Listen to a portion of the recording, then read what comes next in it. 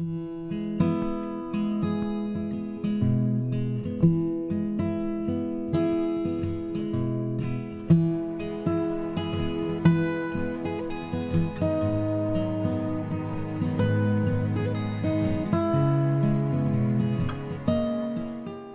un peu d'historique concernant la cave. Donc, la cave a été créée en 1925 suite aux difficultés que rencontraient les vignerons de l'époque parce qu'ils étaient soumis à une pression très importante de la part des négociants en fait, qui leur achetaient leurs vendanges fraîches. Et face à ces problèmes qu'ils rencontraient, ils ont décidé de se regrouper pour mettre en commun leurs forces et donc pour vinifier et pour vendre en commun leur production. Donc l'aire de production de la cave se situe sur 10 communes. C'est un peu dans le triangle d'or du Luberon. Donc sur la commune de Goult, Joucas, Roussillon, Gordes, en fait ça c'est les principales communes.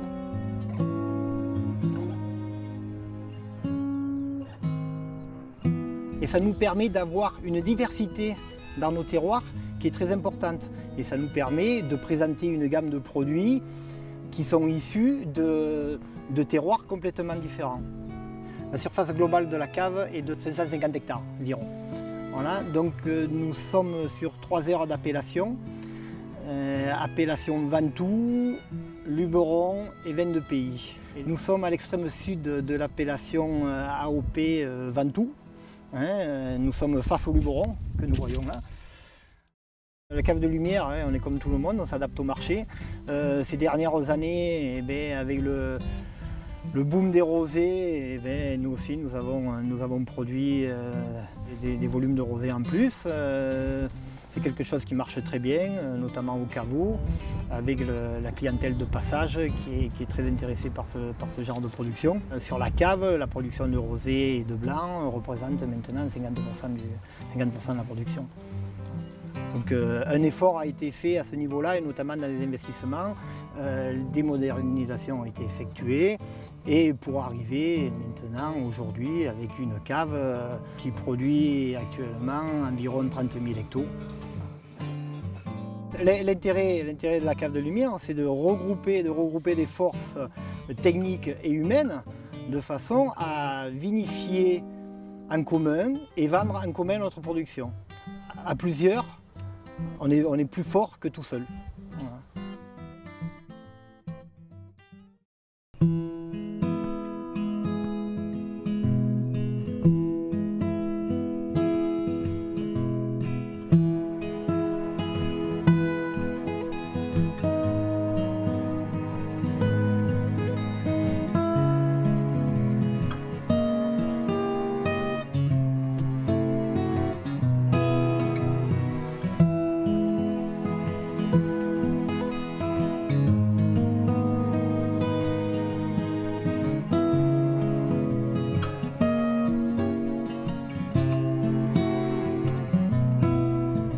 Une fois qu'il y aura eu les premières gelées, les feuilles vont tomber. Donc on va attaquer le pré-taillage, c'est-à-dire de raccourcir les sarments de façon à ce que quand on taille, il y ait beaucoup moins de bois. À partir du mois de novembre jusqu'au mois d'avril, on commence la taille.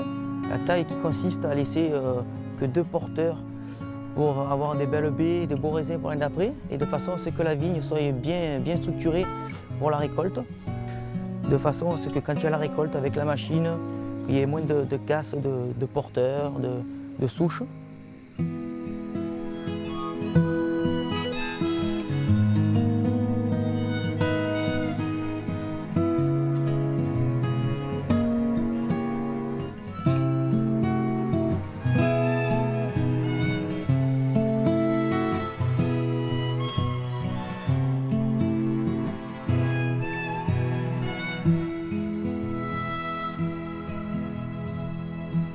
Nous arrivons au mois de mai, période où il faut attaquer à ébourgeonner. L'ébourgeonnage consiste à supprimer les pousses qui ne sont pas nécessaires à la vigne pour qu'il y ait une qualité de récolte qui soit bonne, pour pas qu'il y ait surcharge de raisins, pour pas qu'il y ait surcharge de végétation. C'est une période qui est assez importante pour la vigne.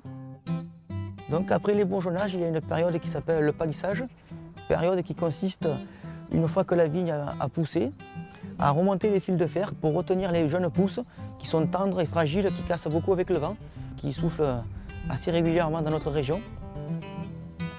Nous arrivons au mois de juin-juillet, période où il faut essimer les vignes, ce qui consiste à raccourcir les sarments et les feuilles et la végétation pour histoire d'avoir un feuillage qui soit haut, mais pas trop touffu, qui retombe, qui étouffe la vigne, pour que les raisins aient de l'air, qu'ils puissent respirer, et un bon ensoleillement, ce qui est important pour la baie. Au mois de juin, quand la vigne a bien poussé, on effeuille un petit peu au niveau des grappes pour qu'il y ait un bon ensoleillement au niveau des raisins.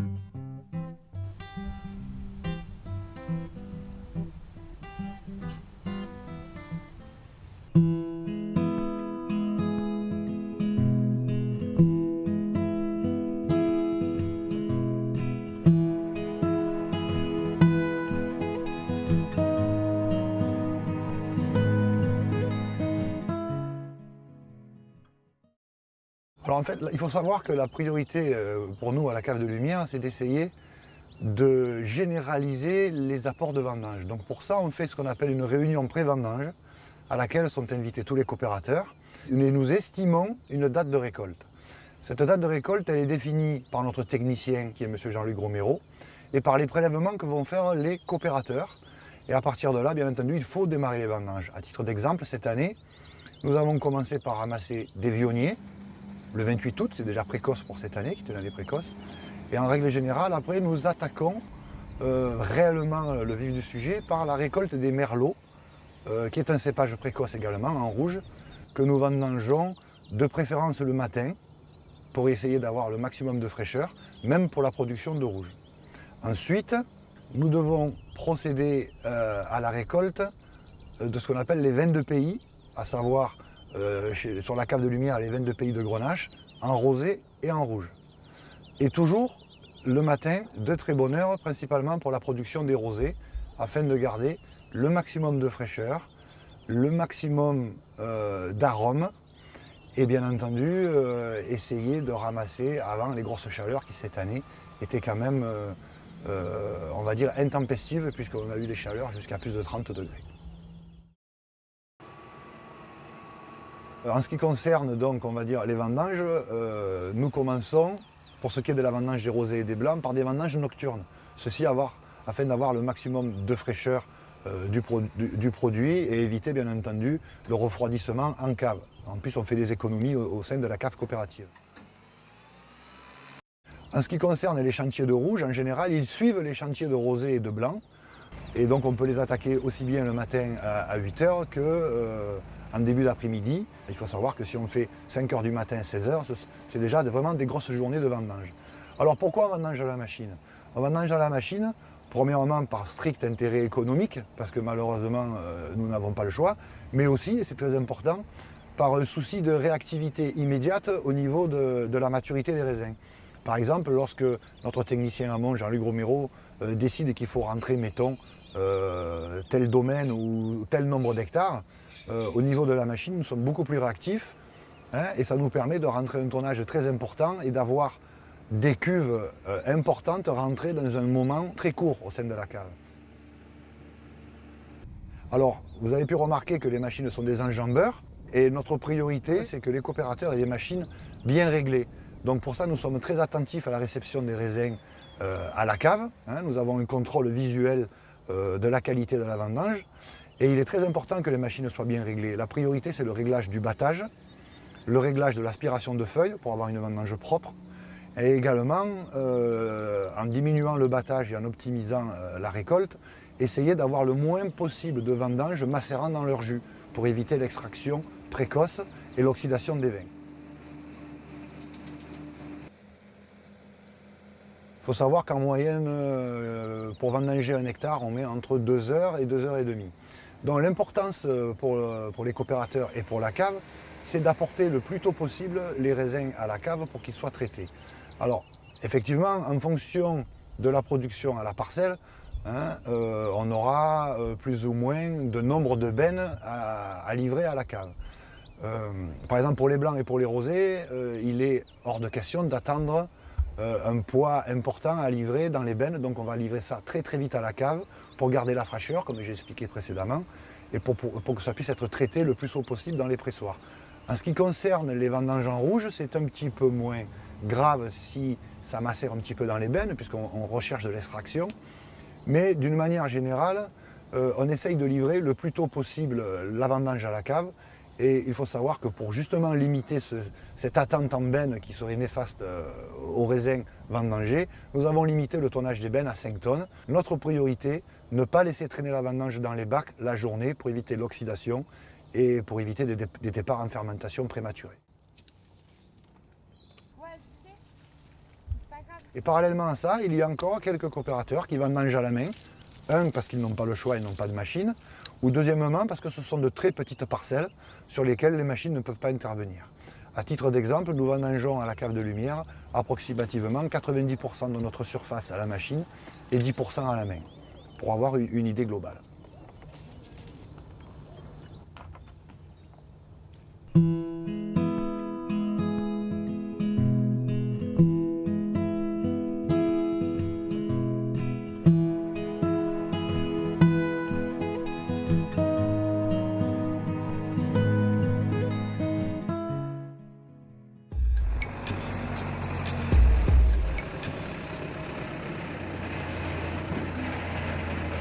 La cave, elle programme des apports en fonction des sélections et des volumes quotidiens qu'elle veut recevoir.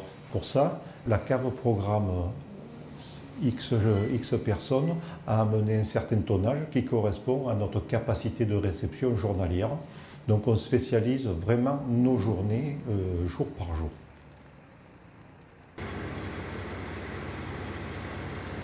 Les rosés et les blancs, eux, sont reçus souvent le matin pour bénéficier des températures un peu plus fraîches. Donc on reçoit à partir de 6h30 jusqu'à 10h30.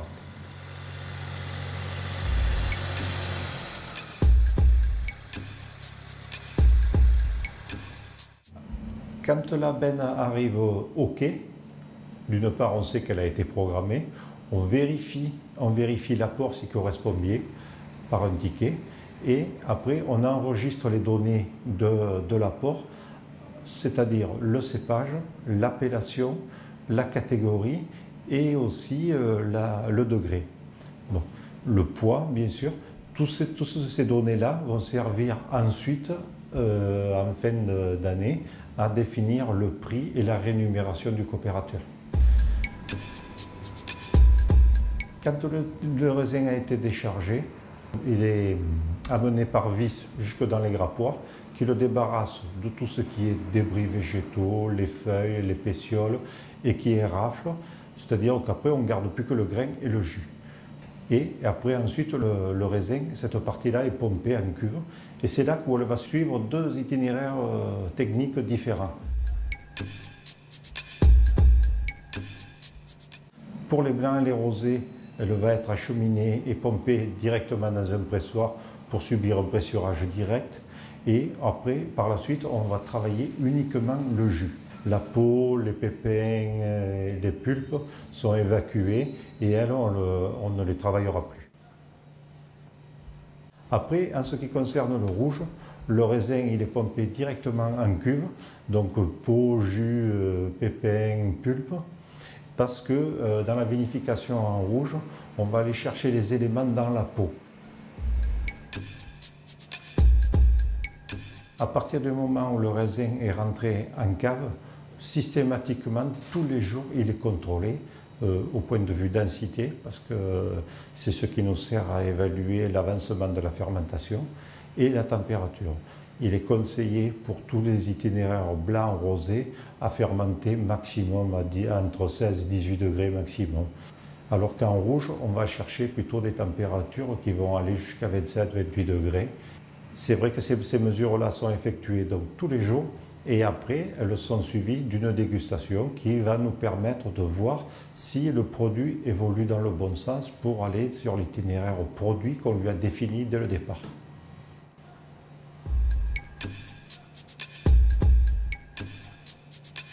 Quand la vinification arrive à son terme, Le vin, il est mis en cuve pleine et au bout d'une semaine ou 10 jours, on attend qu'il y ait une certaine décantation qui se soit faite.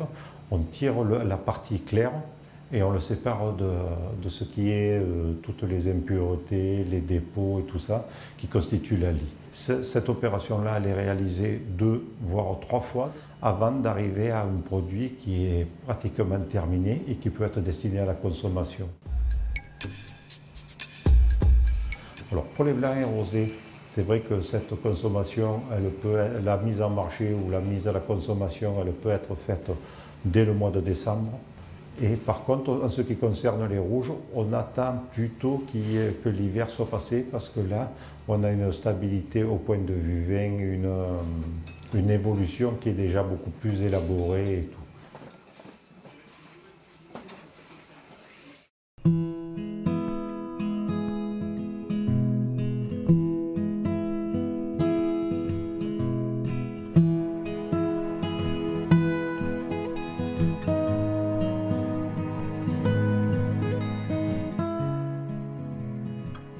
Notre caveau a obtenu le premier échelon de la charte qualité d'accueil.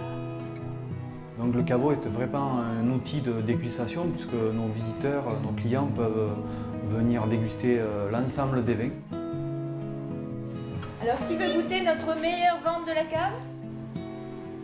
Et étant donné qu'on a quand même un large choix, on essaie un petit peu de cibler par rapport à ce que recherche la clientèle, faire déguster quelque chose qui va se rapprocher le plus de ce qu'ils souhaitent.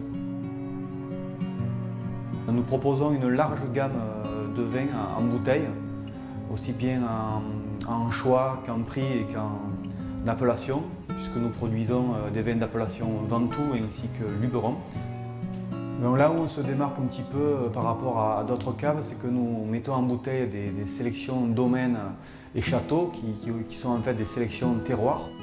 De plus, nous avons depuis environ 2 ans une cuvée en agriculture biologique qui s'appelle Amaterra.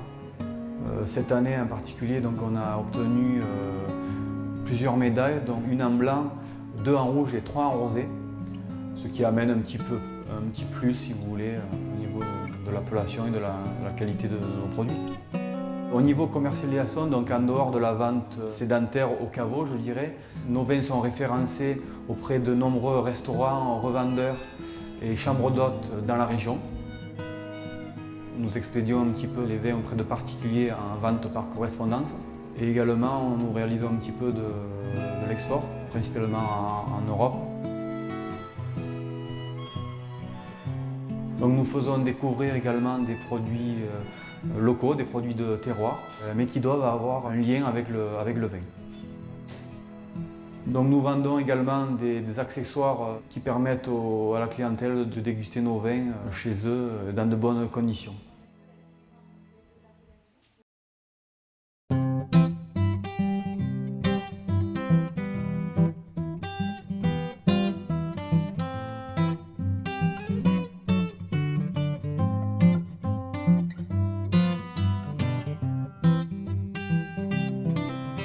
Alors la première manifestation qui suit donc les vendanges, c'est une soirée qui permet de découvrir la présentation des nouveaux millésimes de l'année. Et c'est une soirée au cours de laquelle on organise un petit jeu de dégustation, dégustation à l'aveugle. Et la personne donc, qui retrouvera les vins proposés remportera des lots à la fin de la soirée. Au mois de décembre, on a une deuxième manifestation, c'est la fête des Lumières. Donc la journée débute par une dégustation de moules frites, plateau d'huîtres, autour d'un petit vin d'aubépine du dernier millésime en cours. Puis dans la journée, vous avez différentes animations proposées l'après-midi, donc animation autour de jeux de bois à l'ancienne. La venue du Père Noël aussi est un événement clé de la journée. Donc le Père Noël vient récupérer les lettres des enfants présents.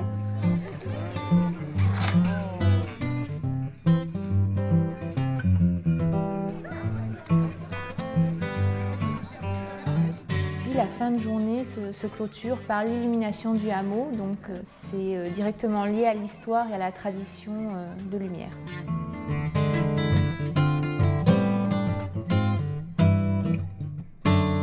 printemps, on a une autre manifestation, c'est la fête de la vigne et du vin. Alors cette année, on a organisé la fête de la vigne et du vin sur le thème du chapeau, donc une soirée chapeautée. La journée se clôture sur une soirée dansante organisée dans la cuverie. Cette soirée est aussi le lancement de l'exposition qui aura lieu dans la cave pendant une semaine, donc ouverte à différents artistes qui mettent en place et qui s'approprient les lieux.